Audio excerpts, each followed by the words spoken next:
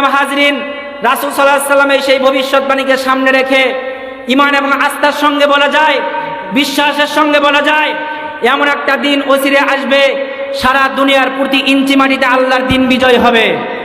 আমেরিকার Washington DC white হাউসের মাথার উপর কালেমার পতাকা উড়বে, রাশিয়ার মস্কোর রাজপথে আল্লাহু আকবার তাকবীর ধ্বনি উঠবে, চায়নার বেজিংয়ের পথপথে কালেমার পতাকা উড়বে, দিল্লির লাল কেল্লা আবার মুসলমানরা শাসন করবে, রুখে দেওয়ার শক্তি সাধ্য সারা দুনিয়ার থাকবে না মুসলমান। কথা বলেন ঠিক কিনা?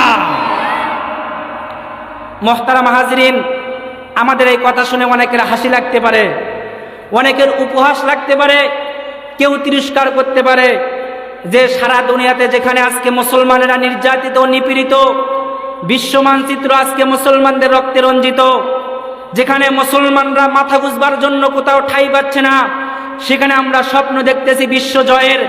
এটাকে কেউ উপহাস আর হাসির বিষয় বলে মনে করতে পারেন। কথা বলেন ঠিক কিনা? কিন্তু ইতিহাস সাক্ষী, অতীতেও মুনাফিকদের দল, অবিশ্বাসীদের দল অনেক উপহাস আর তিরস্কার করেছিল। কোরআন তার জ্বলন্ত নজির, কোরআন তার জ্বলন্ত প্রমাণ। সাইহুজ্জামুল জামউ ওয়া ইউওয়াল্লুনা দুবুর।